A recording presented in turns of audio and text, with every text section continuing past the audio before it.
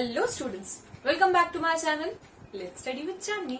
सो students, आज जो हम लोगों को क्वेश्चन करना है वो है इकोनॉमिक्स के बोर्ड एग्जाम 2021 का क्वेश्चन नंबर 4। ये जो क्वेश्चन नंबर 4 है स्टूडेंट्स, ये सारे स्टूडेंट्स के लिए इम्पोर्टेंट होने वाला है। ये एक तरह का आपके लिए एक ऐसा क्वेश्चन होने वाला है जहां पे आपको अच्छी खासी मार्क्स मिल सकती है। एवरेज से एवरेज स्टूडेंट भी यहाँ पे अच्छी खासी मार्क्स स्कोर कर सकता है एंड स्टूडियस से स्टूडियस स्टूडेंट भी इसको अटेंड करके अपनी मार्क्स को बूस्ट कर सकता है। सो ये क्वेश्चन है state with reasons you are agree and disagree with the following statements. तो यहाँ पे आपको बताना है कि आप स्टेटमेंट से एग्री करते हैं या डिसएग्री करते हैं उनके रीजंस के साथ। यहाँ पे जो आपको स्टेटमेंट्स आने वाली है वो आने वाली है टोटल 5 स्टेटमेंट्स। उन 5 स्टेटमेंट्स में से आपको 3 स्टेटमेंट्स अटेंड करनी है और ये 3 स्टेटमेंट्स के लिए आपको मिलेंगी पूरी 12 मार्क्स। मतलब एक स्टेटमेंट को करने पे आपको मिलेगी 4 मार्क्स। ये 4 मार्क्स आपको किस हिसाब से मिलने वाली है, चलो डिस्कस कर लेते हैं। अब जैसे कि ये क्या बोला गया है 4 मार्क्स के लिए, और ये क्या बोला गया है कि आपको इसमें पहले तो बताना है कि आप इस चीज से एग्री करते हैं या डिसएग्री करते हैं, उसके बाद उसके करेक्ट रीजन बताने हैं। तो मतलब आप उस स्टेटमेंट से एग्री करते हैं या आप उससे डिसएग्री करते हैं। एग्री या डिसएग्री लिखने में ही आपको मिलेगी पूरी 1 मार्क। और अगर किसी स्टूडेंट को नहीं आते हैं, अच्छी तरह से आंसर्स नहीं आते, काफी एवरेज स्टूडेंट है, तो ये इस क्वेश्चन को अटेंड करके आप सारे के सारे जो भी इसमें 5 स्टेटमेंट्स है उसमें एग्री डिसएग्री जैसे भी आपको समझे आप डाल सकते हो एंड मार्क्स लेके आ सकते हो। क्योंकि जो मैंने लास्ट ईयर भी पेपर एसेस किए थे, तो पेपर एसेस करने के टाइम पे ये मुझे दिखा एंड पिछले बहुत सालों से ये चलता आ रहा है। स्टूडेंट्स क्या करते हैं, एग्री एंड डिसएग्री में सारे 5 के 5 एग्री डिसएग्री में वो एग्री लिखते हैं या डिसएग्री, एंड बाय लक कभी कभी वो आंसर्स राइट भी हो जाते हैं, तो उनको पूरी की पूरी 3 मार्क्स वहां पे मिल जाती है। तो चलो डिस्कस करते हैं आगे। अब यहाँ पे मैं एक एग्जाम्पल देती हूँ आप लोगों को। एग्जाम्पल मैंने ऑलरेडी लिखा हुआ है, macro economics is different from micro economics. Macro economics क्या है, डिफरेंट है माइक्रो इकोनॉमिक्स से। ये एक स्टेटमेंट है। अब आपको बताना है कि आप इस स्टेटमेंट से एग्री करते हो या आप इस स्टेटमेंट से डिसएग्री करते हो। डेफिनेटली हम इस स्टेटमेंट से एग्री करते हैं क्योंकि दोनों जो टर्म्स हैं दोनों की अलग अलग कॉन्सेप्ट है। तो यहाँ पे कैसे आपको आंसर लिखना है, आपको लिखना है yes I agree with this statement. और सबसे इंपॉर्टेंट चीज आपको यहाँ पे करना है underline.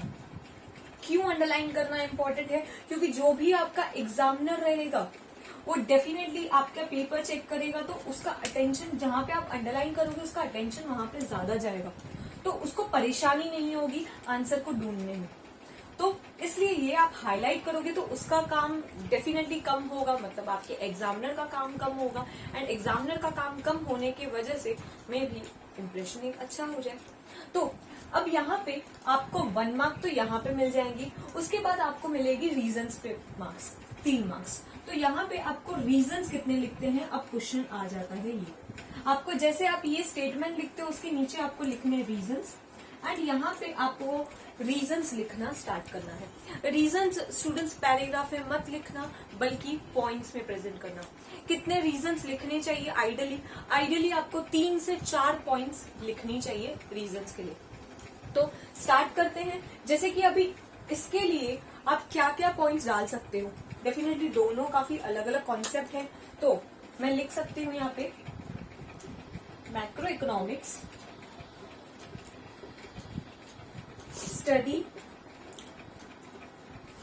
studies the aggregate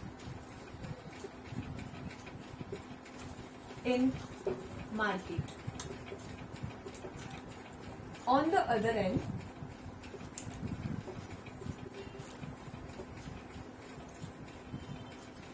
microeconomics,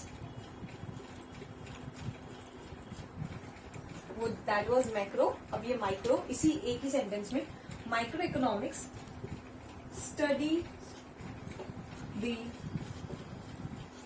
sub segments of the market. Okay, then second point,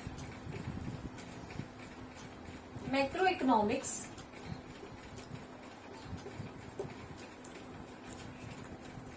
deals with aggregate demand,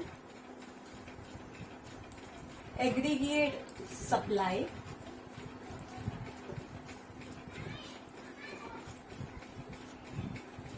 national income, whereas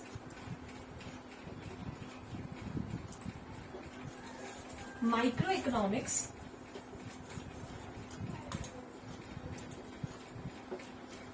studies or deals with individual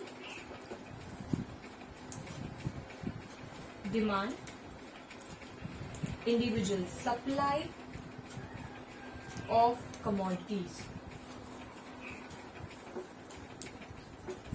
Third point, you can write macroeconomics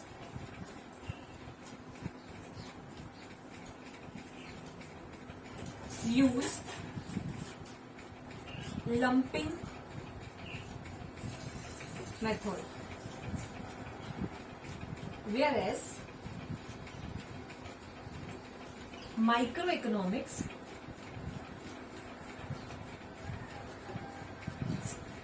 uses slicing method. Last point आप क्या लिख सकते हैं? Last point आप इसी agree, जो ये आपकी स्टेटमेंट है उसी के बारे में आप कंफ्यूजन दे सकते हैं. So last point is hence macro economics is different from micro economics. जैसे ही ये क्वेश्चन हो जाएगा आपका स्टूडेंट्स, यहाँ पे आपको मिलेंगी पूरी की पूरी 1 मार्क आपके एग्री पे, और यहाँ पे आपके 4 रीजन, एकदम अप्रोप्रिएट रीजन लिखने पे आपको मिलेंगी 3 मार्क्स. मतलब आपको यहाँ पे मिल जाएंगी 4 मार्क्स. सो स्टूडेंट्स, आपके लिए ये आंसर बहुत बेनिफिशियल हो सकता है. आपको अच्छी तरह से सिर्फ फॉलो करना है, रीजंस अच्छी तरह से देने हैं, एग्री एंड डिसएग्री अच्छी तरह से लिखना है, उसको अंडरलाइन करना है, जैसे कि जो भी एग्जामिनर है उसका अटेंशन अगेन हम लोग ग्रैब कर पाए. सो आई थिंक सो आज की वीडियो के लिए हम लोग इतना ही रखते हैं. नेक्स्ट वीडियो में आपके नेक्स्ट क्वेश्चन के बारे में हम लोग देखेंगे. अब लास्ट की लाइन तो आपको पता है, अगर वीडियो अच्छा लगे तो वीडियो को करो लाइक, और उसके साथ ही साथ अपने फ्रेंड्स के साथ शेयर करो. सब्सक्राइब नहीं किया है तो सब्सक्राइब कर दो, एंड सब्सक्राइब के बाद जो में है बेल बटन, तो प्लीज उसको भी क्लिक कर दो, जैसे कि मेरे न्यू वीडियोस आए तो आप तक अपडेट पहुंच जाए. तो मिलते हैं नए वीडियो में. Till then have a nice day. Bye students.